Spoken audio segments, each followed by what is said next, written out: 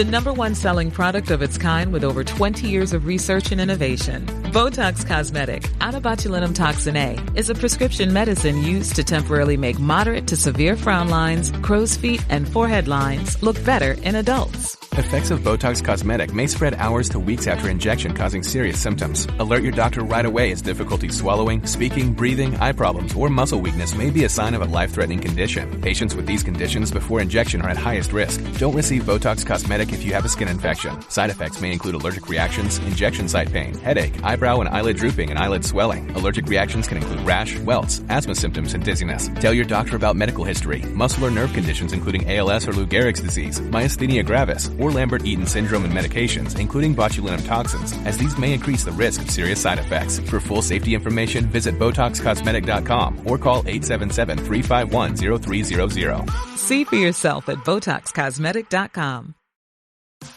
This episode is brought to you by Opel, the first over-the-counter daily birth control pill available in the U.S. Opel is FDA approved, full prescription strength, and estrogen-free. Plus, there's no prescription needed. Finally, the days of needing a prescription for birth control are over. Opel is available online and at most major retailers. Take control of your health and reproductive journey with Opel. Birth control in your control. Use code BIRTHCONTROL for 25% off your first month of Opel at opel.com.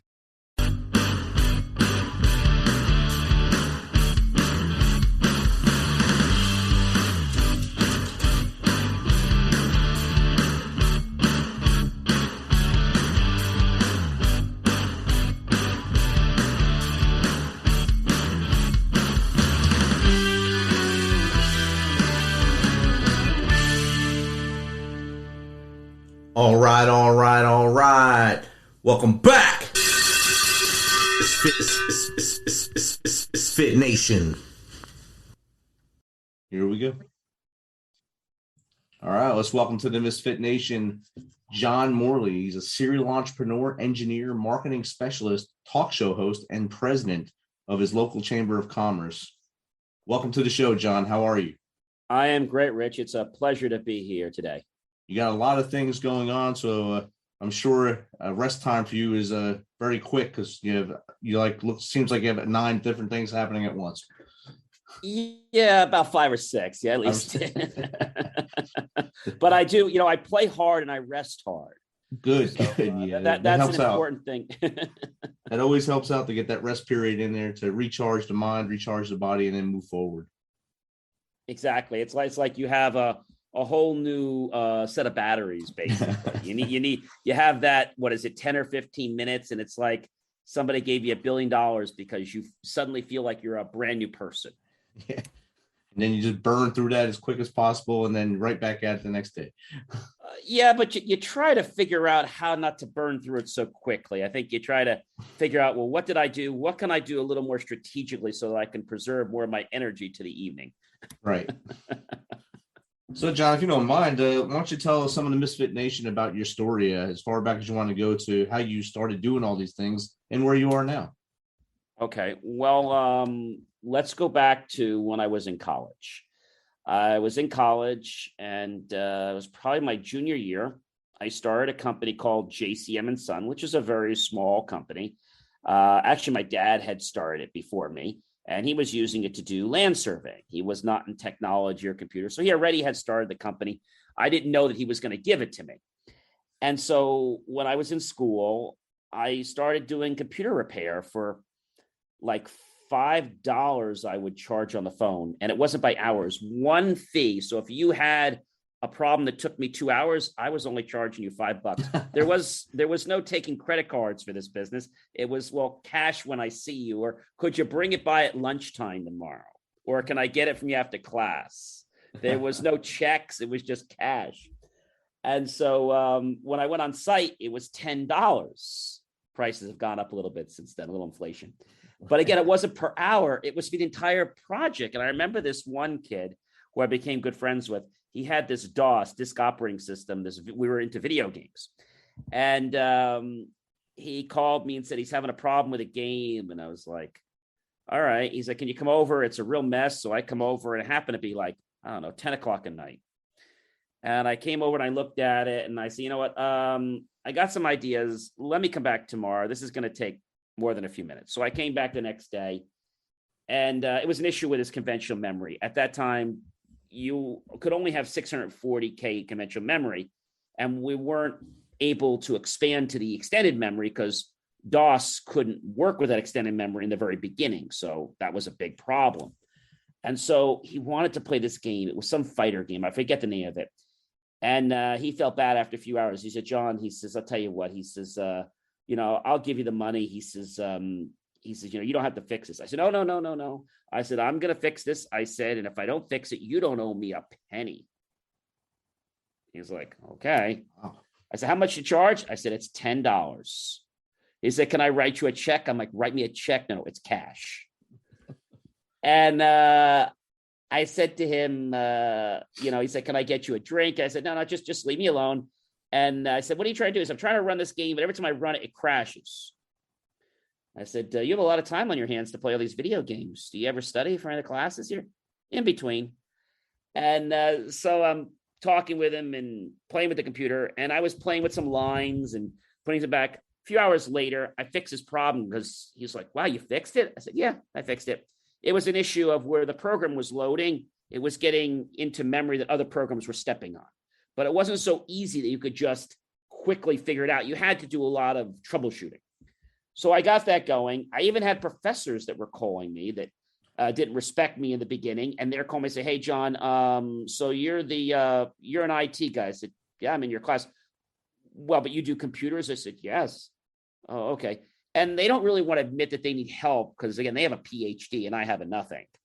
And I wasn't an engineer yet. And they had this little chip or an attitude on their shoulder. Maybe it was me, but it just felt like they had an attitude. And then I decided I didn't want to pay for phone service. So I was very resourceful. And our university started adapting its own phone service, our own private branch exchange. So I became friends with the director of that, knew what I was doing. And I said, oh, you know what I'd like to do for you? I'd like to beta test your phone services and give you feedback on how well or not how well it works. And he thought that was great. I said, well, I'm going to need everything the university provides. I'm going to need the 9600 baud modem digitally on the phone. I'm going to need voicemail. I'm going to need 2 phone lines. I need to test the heck out of it. He's like, all right. He's like, I think I can get that approved. And then I said, you know what I'd like to do? I'd like to make this an internship. He goes and checks and he says, we can't pay you. I said, oh, that's fine. I said, I just want full access to everything on campus. Teachers, students, everything. He's like, John, he's like, I don't know if we can do that. I said, well, that's the deal. I said, I want access to all the phones, all the networks on campus. I want access to everything. It was Rome at the time. And he was the leader for the company. And later on, in fact, he still works there today. He left that company and the university paid him a nice salary to basically manage this whole phone thing. Well, he was there and he said, okay, we're going to give you access. And he was a little bit leery about it. And I remember in school, I had a lot of people that would come to me and say, hey, John, I need help on something. But I was always a nice guy and I wanted to help people, but I didn't take care of myself. So I said, what am I going to do? So I decided one weekend to go into Telecom Central at the school. And I wrote what we call Morley Smoke and Mirrors. That was the name they gave it. When you dialed my campus phone number that was supposed to ring in my room, it didn't. I had that number changed to a pilot number. So when you called, you actually got like an automated attendant. No student had ever did this. So it's like, hi, this is John. If I'm not available, just leave your name and number at the beep and I'll get back to you. But what you didn't know was I was screening calls. See, I moved around campus. I did different things. I had a gate on my phone. So I had a really interesting feature. They gave me what they called ultimate forwarding. I could forward your phone or any teacher's phone or any premises phone without being at the phone. You know how dangerous that is? I could make your phone ring at somebody else's place without you even knowing that I did it. And so I had to have that access. So I had like top access. And he's like, if you do anything, he's like, you're going to be in a lot of trouble and you're going to lose this. I said, don't worry, I'm not going to do anything. I said, I'm just going to have a little fun. And so I created this Morley smoke and mirrors. So when you dial the number, what you needed to know was you need a 4-digit code when you called me. If you didn't dial that 4-digit code, you never got me. That 4-digit code would route you to a number at my dorm that changed every day. I had a new rotating number that you could only dial inside of campus. So when I called professors, they had a fit. Well, John's at 860. Oh, don't even talk to us about John. His number's not his. What do you mean it's not his number? Well, it's complicated. What do you mean? Well, when you call him, he has a set so his number changes every day. What do you mean? Well, I dial him. Yeah, but it's really complicated. You'd have to talk to him. I don't even want to get into it. I don't even understand it. So people couldn't get me. But then I realized I wanted to be able to reach some people. So I set this up so when I would go around campus, I could forward my number to another number on campus wherever I was hanging out. If you didn't dial my number, you never got me, always got voicemail. But I said, you know what? I'd like to help some people sometime and take all my calls. So I would dial a special code and you didn't need my code. So that was kind of where it started. And it was then that I realized that I want to take this company to another level. I remember before I graduated wanting this modem that was like the talk of the town. It was called a Prometheus modem. And at that time, I think the modem was somewhere around, I don't know, $400. So I decided that was a lot of money. So I called the people who make it almost every day because they really wouldn't talk to me because I was a nobody. I wasn't a distributor. I wasn't a computer. I was nothing. And they gave me distributors that sold it. The distributor said, we can't help you. You don't have an account. I would call them every day. Finally, the lady says, look, I'm going to tell you how much it costs, but you still can't get it. I said, okay, how much does a $400 modem cost? Let's presume that I have an account with your company. If you had an account with our company, and again, I didn't tell you this, it would cost you $199. $199, that's it, plus shipping, $850. So you mean that $450? That's what you would, and then you'd have to get a TID. What's a TID? Oh, you need a tax ID number. I'm like, I got to get a tax ID number. Oh, wow, I better go get one of those. So I didn't realize that caused a liability. So that didn't happen until after I graduated. But long story short, I realized that I wanted to take this company and I wanted to grow it. So one of my friends was top in marketing, and he had a friend that worked for somebody, and his uncle worked for one of the largest companies in Manhattan. I'm not going to say the name of the company. It's still in business today. Well, they took me to the farm for a long time, over 30 some years. And about 10, 11 years ago, I said enough's enough, because they said, John, you're never going to be a marketing person. You're an engineer, but you're never going to know advertising. You just need to pay people to do that. And I didn't like that answer. And so after I had gotten certified in neurolinguistic programming and became a hypnotist, just for my own knowledge to help me get better goals, set faster, I said, I got to be able to do something. And that's what I realized now, finally, which was 10, 11 years, I can actually go back and say, I could do this. So I went to Xerox and said, how do I become a small mom and pop print shop? Don't know anything about printing other than the technology of printers. And it was interesting because after I figured that all out, I walked into this firm, knocked on the guy's door. Let's call him Robert. That was his name. I said, hey, Robert. He said, hey, John, how you doing? It's so great to see you. Listen, we got donuts, we got coffee, we got bagels, we got fresh muffins. How about those cinnamon rolls I know you like? No, I don't want any of that. I said, I just want to come by and say one word to you. Thank you. He said, you're welcome. You are so welcome. We got fresh juice too. Okay, thank you. And we're done. I didn't smile, but he's like, we're done. I said, thank you. We had a nice run and we're done. He's scratching his head. He's like, I haven't had my coffee yet this morning, and this is kind of hitting me a little bit. Let me see if I can get Mark in your sales rep. Hang on a second. Mark, I got Mr. Morley here. Can you come to the office? Yeah, sure. Comes here. Hey, John, how you doing, bud? Nice to see you. Nice to see you too. Listen, Dana made those special muffins you got. I think she even made the Cinnabon this morning. Do you want me to go get you some of those and some milk or some orange juice? I'm like, no, I'm all good. I said, oh, okay. He says, John's not really very happy. Oh, no problem. Grab your jacket. Let's go to Mark Steiner across the street. Let's get some grub and we'll talk about it. How about that? Now, So I want to show you what Sharon's been working on all night just for you. She didn't even go to bed. She's been spending all night on this amazing campaign. You want to see it? No. And he's like, what's wrong with you? He said, I know you just need some food. Let's get your jacket. Let's go across the street. I said, I don't want to go across the street. I said, I want to say thank you. And I want to say we're done. Thank you. We had a nice run and we're done. He looks at me. He says, what are you trying to tell us here? I said, well, I'm trying to tell you that I fired your boss a few seconds ago. I'm firing you and I'm firing your 15-person team. Goes back in the chair. He's like, whoa. He's like, bro, that's low below the belt. He says, I can't believe this. You and I, we've been friends since you were a junior in college. I said, yeah. And you were taking my money and my father's money that I didn't have. And he was paying you to market my company before I was even out of school. Yeah, John, it takes time. This is a tough economy out there. You just got to keep putting money in. We'll get there. How long?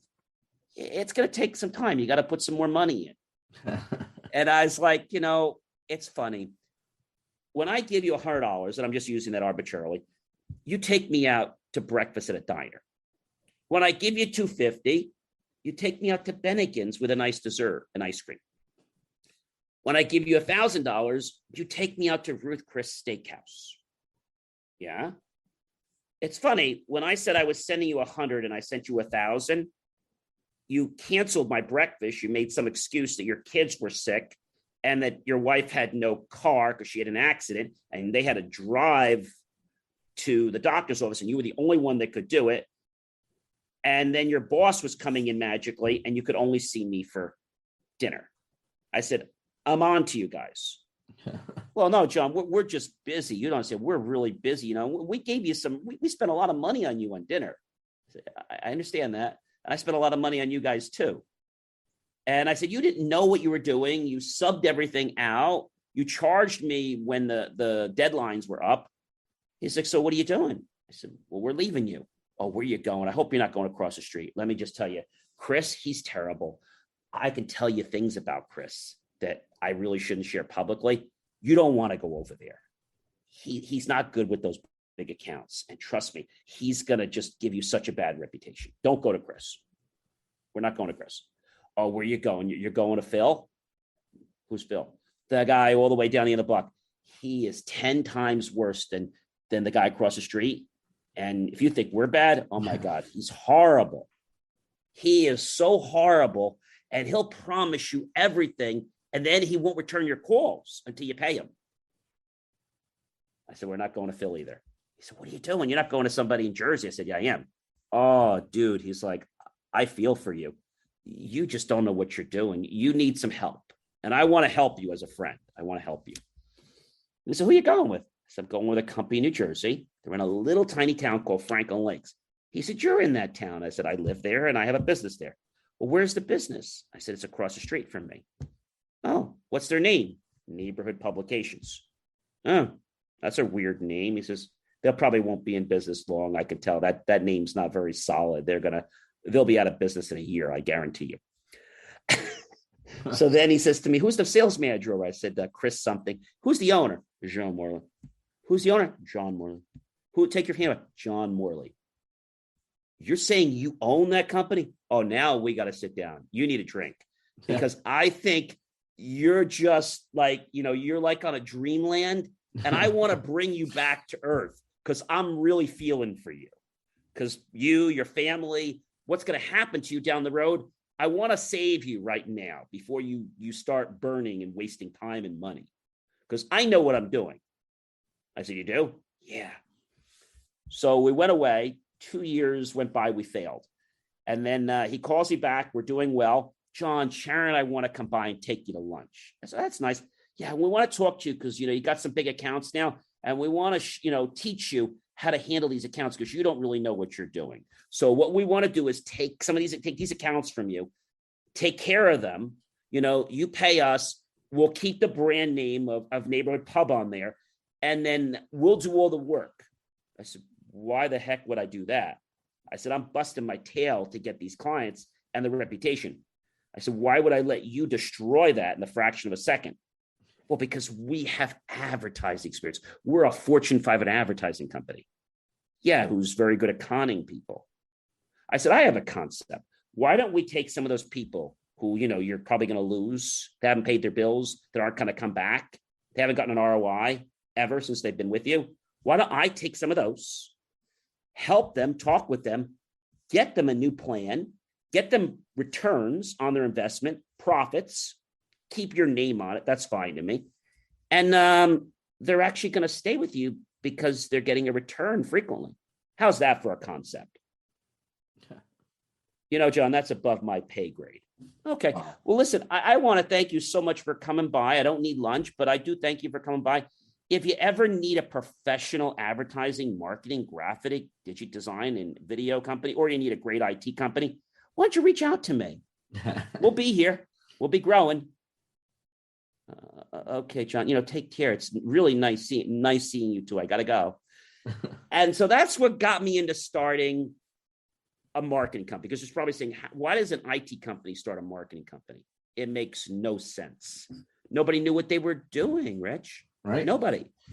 So I would come up with ideas in the morning and I'd have my team put them together. I'd hit a button and I'm printing them at our center at 2 a.m. And I still do that sometimes now. So I like the idea of JIT concepts, president of the Chamber of Franklin Lakes, that I made a 501c3. And I'm very good because I donate all my graphics, all my media, and all my printing. So I get the word out really well. And I produce over 40 hours of motivational content a week that I just share out. And I'm just very passionate about what I do. So the IT company, one of my first dreams have come true. We use a slogan that most people can't print, and that is, Wall Street trusts us with their IT and technology needs, shouldn't you? So I had one of my competitors, he said, I could print that on a card and mail it. I said, yeah, and you can commit mail fraud. What do you mean? I said, we actually do work for Wall Street. You do? Yeah. He's like, well, I just thought you put that on the cards. No, we do work, and I have a level 9 clearance with them. Really? What? I said, you can't print stuff and mail it. It's right. Just not going to work. That's illegal. I said, that's mail fraud. Really? I never thought about that. Yeah, and it's pretty hefty per violation. Huh. You probably said, no, I got to stop. Yeah, he's like, I got to watch what we're mailing out. He's like, I didn't know that. He said, we're mailing lawyers. I said, you better watch what you're doing, because each one of those could be hitting you for 20 or 30. And I don't mean dollars. Yeah. What do you mean? I said 20 or 30,000 to start. Wow. Yeah, he said, that's what my marketing company told me. I said, yeah, it sounds like you actually might need us. So I got very passionate about that. And the thing about us with IT, Rich, being an engineer, I don't sell people what is going to make me a lot of money. I get them involved with what they need. So I specialize in companies between 20 and 500 users, do medical, pharmaceutical. And so I have conversations with people. Look, this is how it's going to work. This is what needs to be done.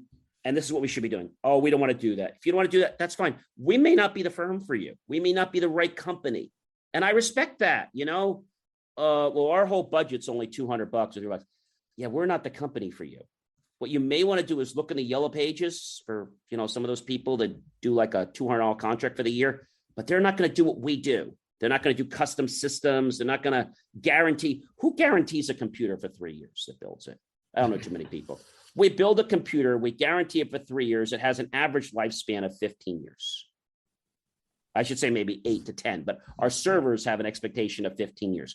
So people said to me, John, you're building stuff too good. I said, yeah, but that's what we do. They said, you should just skimp on the stuff. Like, don't build it so well. And that got me passionate. And I forget how many years ago it was, but I got on Blog Talk Radio, which you probably may or may not be familiar with. And we started taking calls. So Blog Talk is, it's a thing for casters. It's mostly audio. It's not video. It's just audio.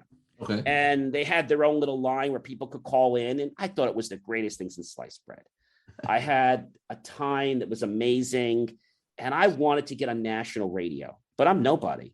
So I keep sending little letters out and demo reels through email. And Finally, I get a guy that bites in upstate New York.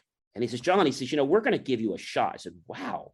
He says, how would you like Thursday night from 9 to 10 p.m.? I said, that's prime time. He says, yeah. He says, we got 48 states we can syndicate you to. I said, that would be amazing. He said, yep. He says, so we got started with them. We were with them for a couple of years. We did really well. Again, this is all free. We got to the point where we're just going to start accepting advertisers. I brought our first advertiser to the station, which I thought was amazing because I was going to make a nice percentage. I think it was 60%. The check was $3.5 million, but here's the bad part. I don't get any of the money. So I called the station. I said, what happened? Programmer, he said, oh, John, this is a complicated one. I don't have an answer to this. Let me give you over to the station manager. Rob, what are we doing? Yeah, John, everything you did was exactly correct. And you would have normally gotten 60 to 65% easy. But this was one of those weird deals. The ball just kind of fell on the other side of the fence this time. What do you mean? Well, it's just kind of how the deal went. You're really going to have to talk to Mike, the station owner. Can we have him call you? We'll have him call you. Mike, how are you? Hey, John, how are you? Nice to see you. How's everybody? Everybody's great. Listen, I have a quick question for you. I brought you an advertiser. Supposedly they say a check. Yeah, thank you so much. We got a check for them yesterday for $3.5 million. I said, oh, well, you're welcome. Where's my money? Yeah, see, we have to talk about that. I said, what do you mean? You see, we got the money and the check was all good and it was great. And they're going to be a repeat client. I said, well, why am I getting the short side of this stuff? Yeah, it's kind of how the ball bounced. I said, well, I don't want to hear that. I want to know what happened. So I said, you want to know the truth? I said, I want to know the truth. He said, here's what happened. They came to us and they didn't want to advertise on your station. They didn't. No. They bought you out. What do you mean? They bought your whole show time out. Oh, wow. You mean the network, they bought the time out from you? Yeah, he says, and the price you're paying and the price they're paying. So $3.5 million was a lot more than the couple $100 you were paying. I said, but I have great content. Yeah, I know, John. It's not personal. It's just business. Wow. I said, but I'm growing. I'm an aspiring. I know, when you get growing, come back to us. I said, you know what? I'm never going to come back to you. I said, the way you treated me, I'll never come back to you. He goes, oh, that's a shame. He says, we would miss you. He says, if you grow, come back. We'd love you. I said, I wouldn't love to be here the way you treated me. He said, it's just business and we got to pay the bills. This isn't a not-for-profit station. I said, I get it, but I put my heart, my blood, my sweat, my tears into programs. And you were great. You were one of our top people. Oh, I'm glad. And thank you so much for the check we got. We really appreciate it. That's gonna, I said, what is the guy? What is he doing? I'm just curious. Well, we can't tell you too much, but what I can tell you is it's a political candidate and he wanted your slot to motivate people to vote for their side of the election. Oh. So I said, what happens after the year? He says, well, they're going to keep it for their whole party. I said, oh, okay. So you're going to charge them $3.5 million every year? Pretty much. That's a lot of money. He said, well, he's going to pay it. And I went away with my head between my legs, kind of like, what am I supposed to do? And I kind of gave up radio and video and all kinds of stuff. And I said, I don't want to do this anymore. About a year or two after that, a friend of mine said, hey, John, I have this guy I want you to meet for your show. I said, I don't do the show anymore. I'm sorry. He said, well, you don't do the show? I said, I don't do it anymore. Oh, well, listen, I have this guy I want you to meet. He actually wants to know if you'd like to be a co-host. That'd be great if I had the show, but I don't have the show. Well, can you at least talk to him? Like, yeah, I'll talk to him. So I talked to the guy. He's out in, I think he was out in Chicago, whatever. He said, hey, John, it's nice to meet you. I just wanted, could we do one show? I heard a lot about you. Could we do one show together? I feel great energy. And I said, all right, we'll do one show just for old time's sake. He said, oh, that would be so cool. I would just love to be on the air with you. It'll be fun. So we did one show. We had a blast. And he says, can we just do one more show? I felt this show so much that I just want to do one more. I said, I'll tell you what, I'll do one more, but then I don't want to hear after you that we're going to do another show because you want to do another show. No, I won't do that to you. Okay. Second show happens. And I said, well, everyone, it's been great being here. And this is our last show. So I want to thank you for all the many years. And he said, well, John, not quite exactly. What do you mean? Not quite exactly. We agreed it's our last show.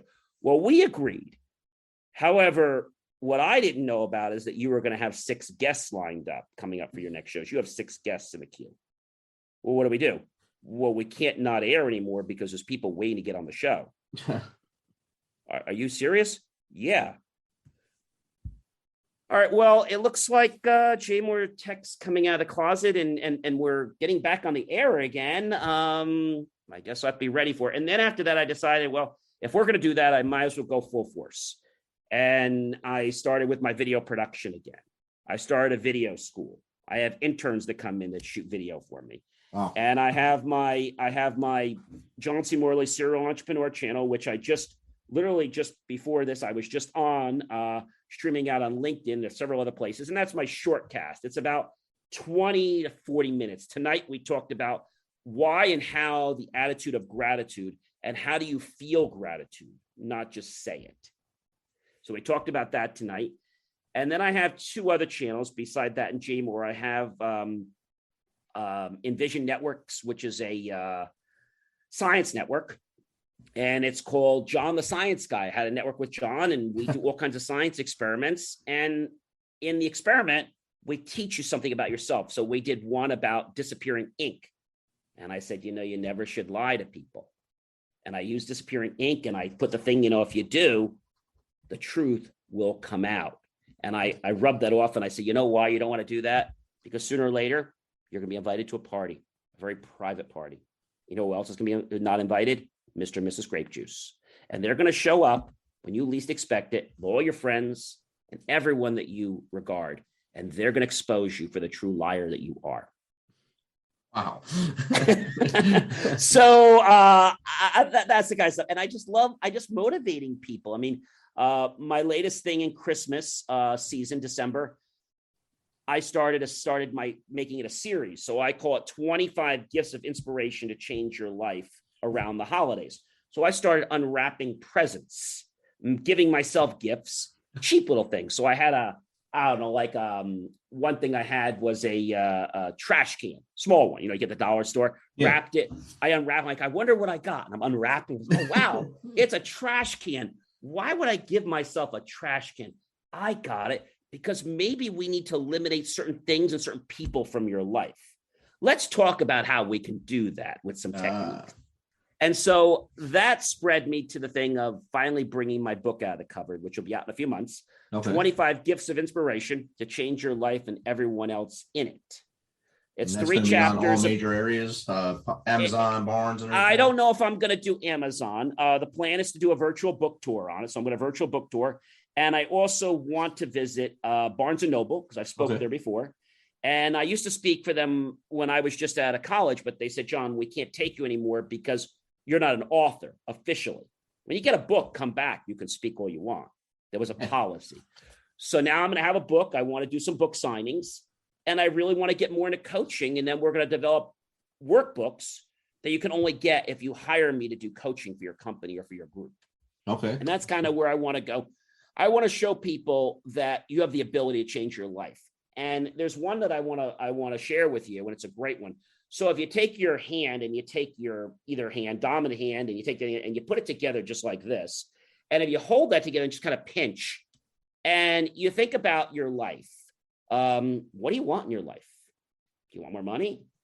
Imagine going to a car dealership and buying whatever car you want. This time, you could have any option, any price tag, any way you want it. And the salesperson's just clicking everything, and you don't care what it costs. You're literally just basking in all the features, all the options. And now imagine yourself driving out of that dealership with that car, smelling it, feeling it, riding down the road. How do you feel? You feel really good, don't you? Well, heck, you got your new car. Where do you want to go? Where do you want to go to eat? What do you want to do? Do you want to get on a plane? Do you want to go on a trip? Now imagine for me, money just coming into your bank account.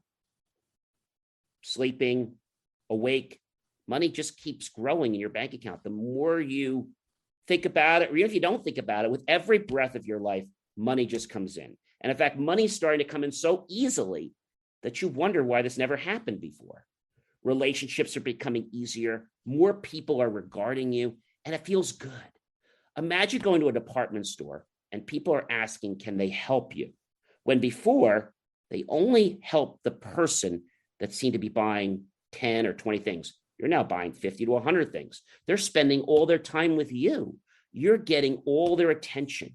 You go to a play, and suddenly you're not sitting in the first row. You're sitting in the VIP section.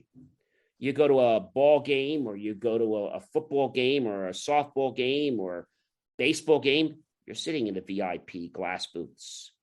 Imagine how that feels. But not only are you sitting in there, it's your booth. So you can invite any friends you want, have any food you want. Doesn't that feel great? Feels great to know what that's like. You can feel that, right? And as you can feel that, let go of your hand. And right now, you just created an anchor in your body. If you take your thumb and index and go back, you can feel a little bit of that feeling in your body.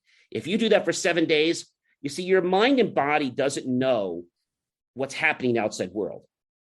It thinks the same way. You probably know the story of the famous basketball players that would practice every day of their life. And when they practiced, there was one group that practiced every day, and they were great. There's another group that didn't practice. They just didn't practice at all. Third group that practiced, but in a room closing their eyes. So the question I have, which group do you think did better? Probably the ones practicing with their eyes closed. Exactly. So the ones that didn't do anything, they were worse than the other people because they lost muscle skills, right? And they lost confidence. The people that practiced were good, but the people that closed their eyes were just a tiny bit better. Now you might say, how the heck is that possible when they weren't practicing? You see, when you close your eyes and you use your mind and body, your neurons are sending messages to fire the same muscles and joints, ligaments and connections in your body that you would if you were actually practicing on the court. Yeah. And so when you rehearse, you actually make it happen. But your body doesn't know the difference. That brings New York Mets had a player years ago that his dad would throw tennis balls at him with numbers on them. He had to yell the number out before he hit it. Oh, wow. And that's how he learned to hit baseballs. He'd have his eyes so focused on that ball to try to figure out what was on it. He was able to hit the ball. And that's how he made it from Pee Wee all the way up to the majors. Just by instilling that focus on his son, he made him get to the pros. That's an amazing story. But a lot of people don't realize that most people don't use more than 1% of their brain. Oh, yeah. And they never will, which is unfortunate. You probably know that most people say they have a bad memory. Now, that's a perception. Dr. Wayne Ford said that, if you believe you can't, you're right. And if you believe you can, you're also right. So when you say you don't have a good memory, you're going to bring more about that on. So people say to me, John, well, how do you have a good memory? I just can't remember.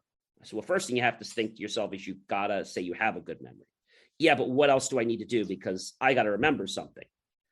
I said, well, imagine going to a store. Okay. Doesn't matter what store you want to go to. Maybe it's BJ's, maybe it's Walmart, maybe it's Food Town. And I don't know what stores there, Kroger's, depending on what's around wherever you guys are watching. And you might say to me, John, I don't know what's going on, but one thing is I have to remember all these great things in my life. And you're going to the store and let's say you have to get milk. Okay. So imagine, I don't know, a big archaic boat, okay, several sails. And imagine that you have to go get a gallon of milk. So I want you to see the whole deck covered with gallons of milk. You can picture that any way you want. Now, let's say, in addition to the milk, I don't know, you need to get some cheese, you need to get some crackers. Okay, well, just above the gallons of milk, there's a mast in the center, and it's coated with cheese. And if you touched it, you get it all over your fingers. Right above that, there's the first flag, and there's some crackers that are just all over the flag, boxes of crackers. So now you got your crackers. What else do you need? I don't know. I really need some watermelon. So just above that, there's a little bit of a round dish, and you see people taking watermelon and throwing it at the other pirates trying to attack the boat. Above that, you realize that I would like to get some ice cream. So on the tippy top, you actually see a big, gigantic flask or let's say container of ice cream, but not just any ice cream, the ice cream is actually tipping over, and it's actually vanilla and chocolate, and it's literally pouring over somebody's head if they were walking by it. So now that was kind of fun. But if I asked you, what do you have to go get at the store? First thing on the boat was what? Milk. Pretty easy, right? Yeah. And what do you have to get next? So there's the milk and there's that pole. What do you want to not touch, or you have to touch it on your hands? That cheesy stuff on that cheese.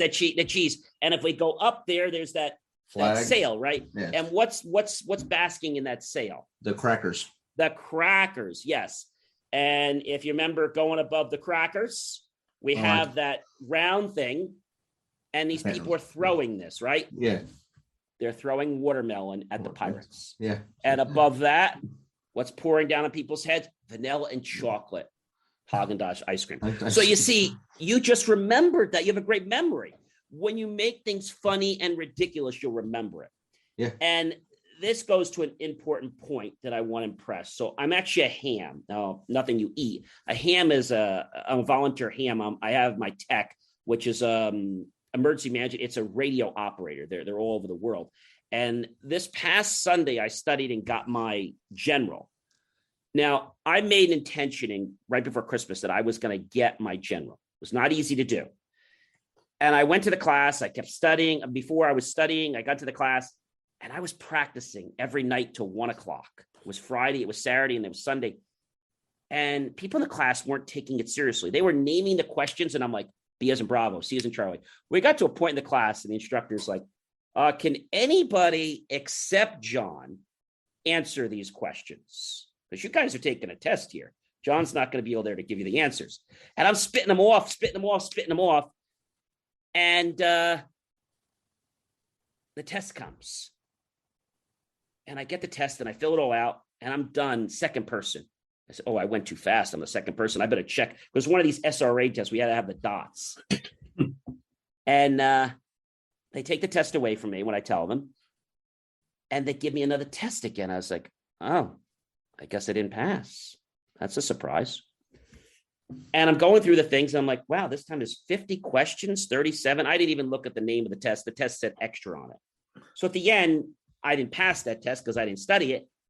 I said, what happened? I guess I didn't get it. He said, congratulations. I said, well, there's no way I passed. He said, you got your general. I said, what was this? Well, you had a perfect score. So whenever that happens, we just give you the extra test automatically. I said, holy gee. I was like, because the same thing happened to my friend next door. And he got another test. And I was like, yeah, probably same thing happened to me. He got another test because he went out with a head between his legs, like he didn't pass. And he's like, well, what do I do? Yeah, you can go do some research online. And nobody took it seriously. So when you have an intent to do something, it doesn't just magically happen, but it gets your RAS, your reticular activating system, in gear to do it. If you were to, let's say, buy a new car, new model, right? As soon as you get out of the dealership, the first thing you notice is what? That car is everywhere on the road. Like, You're not the only person that has it, right? I thought I was the only one buying that model. Like, there was no one on the road. Now there's like every freaking car is that model, every other car. Why is that? But then my friend goes and he buys another kind of car, but he says his car is every car on the road. Why is he seeing all the cars? And no, there's more of my cars, more. Well, there isn't. It's that my reticular activating system is focusing on what I have, right, or what I'm thinking about. So that's the problem in life. Our RAS is not designed to make us successful. It's actually designed to keep us safe.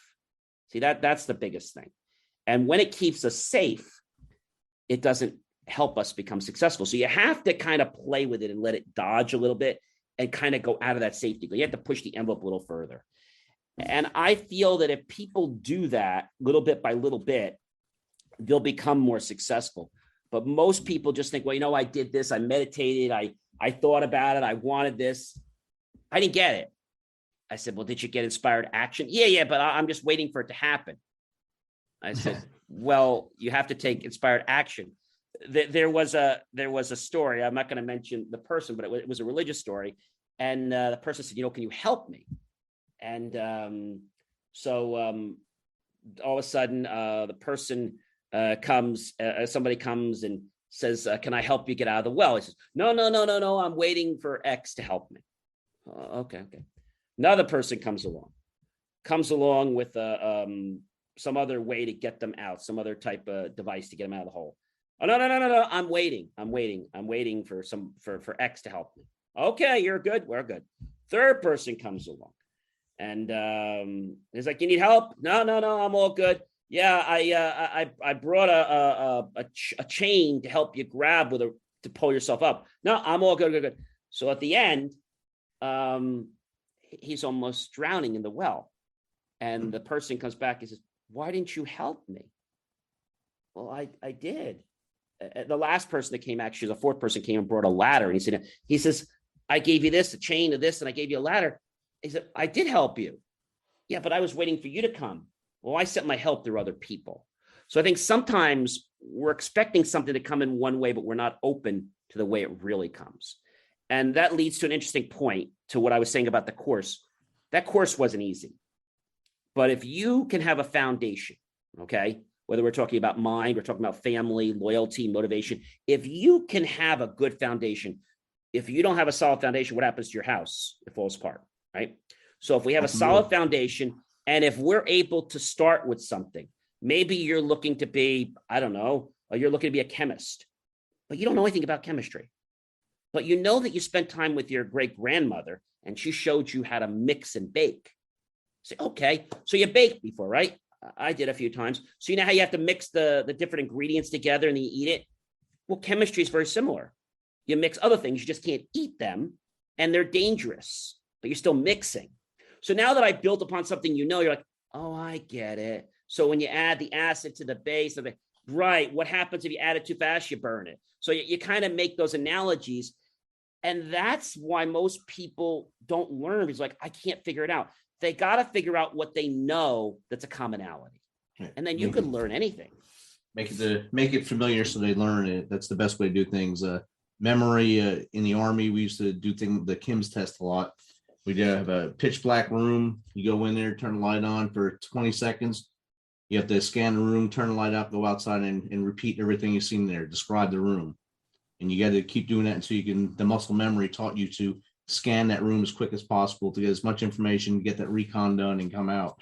And it helps soldiers a lot, even after they stop doing the dark rooms. When we get into battle in Afghanistan or Iraq, they were able to go in places and identify everything they seen immediately because they were so used to practicing that familiarity of going in there in shock and awe, blackout and then on, lights off, lights on and go, that they became muscle memory and familiarity of learning to do things on the fly. So it became like second nature to them. Yeah. And this is the same thing that we can do with anything in our life. Like I told you about the anchor. I told you about gratitude. One of the things I do every day, and I encourage people to do this, I tell people, whether it's a ring or it's your watch or clothes, whatever, when you take something off at night, practice the attitude of gratitude. When you put that back on in the morning, practice it again. So people say to me, John, I don't have anything to be thankful for. I have a job. I'm not happy with it. I'm in a third marriage. My kitchen's a mess. I have 2 kids. I can hardly feed them. Okay, so what's I can't be thankful because I can't live. Okay, well, why don't we step back a minute? First, let's be grateful that you're alive. Okay, let's be grateful that you have 2 beautiful children, right? Yeah, I guess. Let's be grateful that not only do you have the 2 beautiful children, but you have a job and you're able to put food on the table, right? Are they starving? No, they're not starving, but I can't give them filet mignon and stuff. I said, but you're able to feed them. Yeah, I am. Okay, so you got that. You got a roof over your head? Yeah, I got a roof over my head. Okay. You have money in your wallet so that you can put gas in your car? Yes. You have a car, right? Yes. You have parents that are alive and that love you? Yes. Grandparents? Yes. You got a lot to be thankful for. Yeah, but John, you don't understand. You have carpet. You have clothes. You have heat at home. Yeah, I have all this. But you don't get it. No, what don't I get? You just don't get that I don't like where okay, I understand you don't like where you are right now. I respect that. Be grateful for where you are now and what you have. and more, I promise you, will open up in the future. Well, I don't know how to be grateful because, like, I don't know, this is just stuff I'm doing. Like, I'm just going through life. I'm going through the motions. So feel gratitude. How do I feel gratitude? Close your eyes and just feel in your core what it is like to feel something. You ever had a relative go away on a trip, or a friend or significant other? They go on a trip and you don't see them. Now, it's not to harm you. They're going on a trip or something. Nothing's wrong. You close your eyes and you miss them, right? So you're grateful that you know they're coming back. Can you do that? Practice being grateful for 1 minute every day, then 2 minutes, then 3 minutes, then 4 minutes, and just practice that. And the lady says, well, when do I do that? I said, it's really simple. I said, you go to work early in the morning. Every time you go outside your apartment where you live, I want you, every time you touch the inside of your doorknob or the outside of your doorknob in your home when you leave your apartment, I want you to take that gratitude check every time you leave and every time you come back in. She talked to me a couple of weeks later and she's like, how you doing? She's like, well, you know, I'm okay. I got a promotion. I said, well, that's good. You can be grateful for that, right? Yeah. I said, you know what you've also be grateful for? You can see, you can hear, you can walk, and you have great health, and your children have great health. Yeah, I guess you're right. You know, I was talking to my friends and they were just telling me how bad I have it. Yes. So first rule is don't listen to your friends, because see, your friends are not always going to help you, in all due respect. She's like, yeah, I know. I said, you have to let them know that they have to be grateful. She says, well, they were just doing the same thing and I was repeating what they were telling me, and you feel more miserable. So I would tell them to either change where they're going, or you need to find some new friends, because I think that's your problem. She's like, yeah, you're right. There's this one lady, Mary, and I don't know if I want to hang around with her anymore because she's always complaining. She's divorced too, but she's complaining worse than I am. And then I just pick it up. I said, yeah. And then you just keep reverberating what she's been saying. She's like, I know. So it does work. Definitely. And I think you add that with having a victory every morning. So you wake up, you make your bed. That's a victory. The first victory I love that. The first victory is actually waking up. The second victory is making your bed. You just accomplished 2 tasks in one day. And then you gratitude. I'm grateful I'm able to wake up and make my bed. So you combine the both of them and you're able to get through your day. You're putting up a lot of great things in this chat. You did a lot, most of the talking. I just sat here and got to absorb a lot of it. It was great. I'm running out of time because I don't have the pro account here. But how does someone get in contact with you? Sure. How do we get in contact? Very easy. So I have a link tree, and I can put that in the I can put it in the chat or tell you guys what it is. It's just Linktree, linktr.ee. So linktr.ee/JOHNCMORLEY, serial entrepreneur. Take a look at some of my content. Check it out. I think you'll like it. And the last thing I'll leave you with is this: when you stub your toe in the morning, which happens to some people, think of it like this: it's a bump in the road. When you hit a bump, when you go through the desert, do you talk about that bump 7 months later that you hit that bump and it was a problem? No, it's a bump. So don't let your whole day go downhill. Shower, break a dish, annoy a client. It's a bump. The rest of my day is going to be great, and I know it. Awesome. Thanks, John. Thanks again for taking some of your time to join us here on the Misfit Nation. It was a pleasure, Rich. Thank you so much for having me.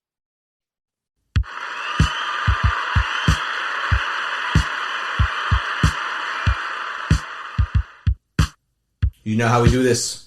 Thanks for taking some of your time to spend with us on Misfit Nation. Be sure to hit that subscribe button and share the link as much as possible.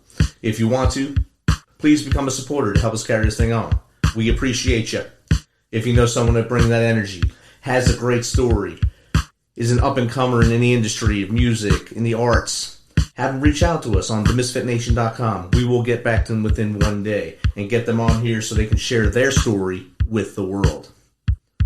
As always, till next time, be humble, stay hungry, and keep hustling, because we are Misfit Nation.